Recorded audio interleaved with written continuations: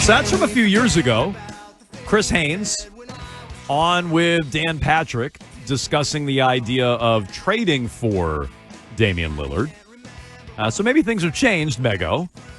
But currently, according to The Athletic, the Celtics are showing interest in Dame Lillard. 2 years ago, he didn't sound very interested in coming here. Again, now he's been cut loose by the Bucks. He's not the same player he was even before this injury. Now he's going to be coming off an Achilles injury on a similar timeline to Tatum and Halliburton.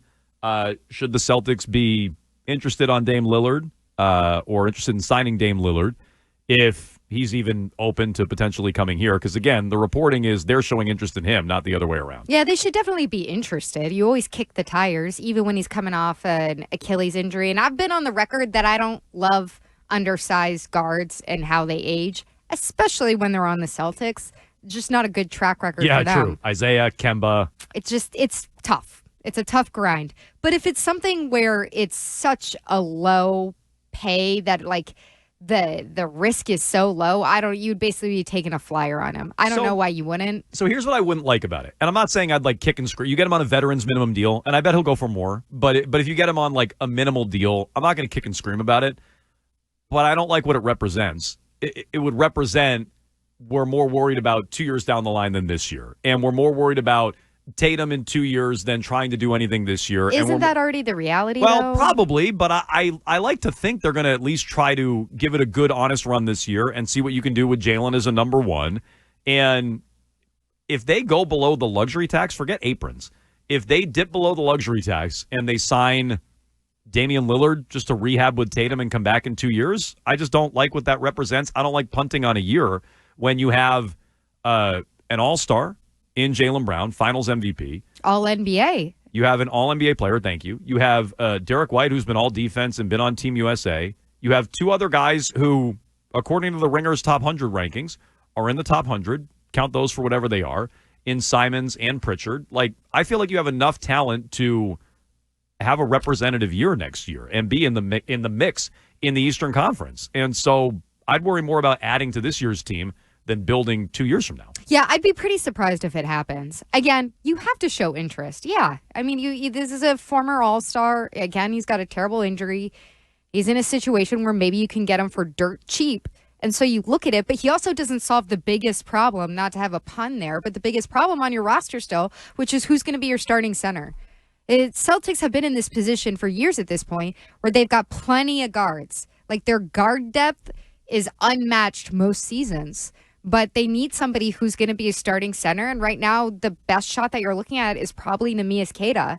And so I'd be more interested because they're going to try to move some of this stuff against the cap. Like, they're back slightly over the second apron. I just don't really see a world in which they stay in that position.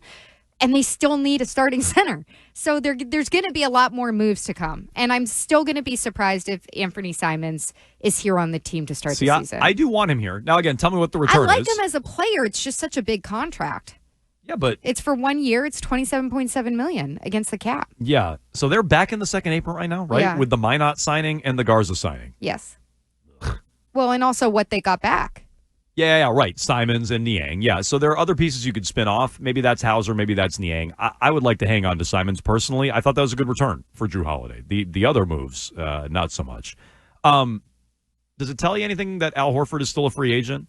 And put another way, the Warriors and Lakers are reportedly in on Horford and showing a lot of interest, and he's probably gone. I acknowledge that. Mm-hmm. But the fact that it's dragging out and it didn't happen right away, like Cornette happened right away, or it happened right away with Horford the first time he came here, when he left Atlanta, the first time he left to go to Philly, it happened early. Is there any chance the tugging of the heartstrings or they're working on a way to get Horford back, and that's the delay and why he hasn't signed anywhere? Maybe it just is so misaligned, like, with what the Celtics are right now. And again, I know you want them to focus on the upcoming season, but Horford's 39 years old. He's going to be looking for a contract that is probably somewhat similar to the $9 million AAV that he had last season. And when you have two teams out west who are probably considering themselves contenders in the Lakers and the Warriors, those two teams, it's tough to look at that and say, I'm going to take probably a pay cut or something similar when those two teams might be in a bidding war to stay with a team that is maybe like best case scenario, a 4th seed in the East.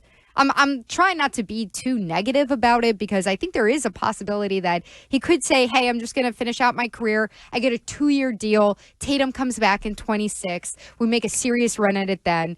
That's a possibility. I just think when you have so many teams involved that are really going for it next year out west, like, it's kind of a tough sell. I think he's probably gone. I just the fact he hasn't signed yet makes me wonder, are they working on something to bring him back?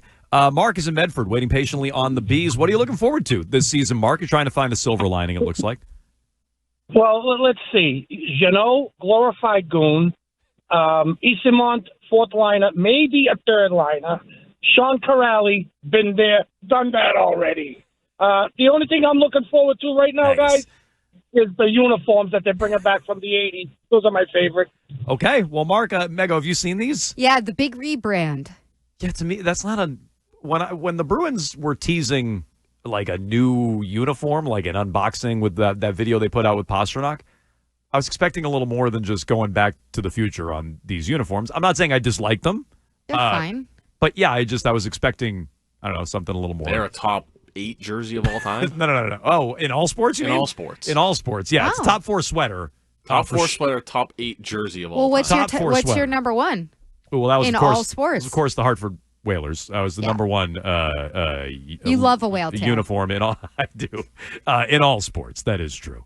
I think that's been proven based on the Jones and Keefe uniform bracket. That's the top all-time uniform. But good sweater on the Bees. But at least you have that to look forward to, not the product on the ice. 617-779-7937. Are you interested in Dame Lillard? What would it say about the Celtics if they sign him? And what's the latest on Al Horford? You can discuss there. Plus, how do the Celtics fit into a new-look Eastern Conference that still feels very wide open? We'll get to it next.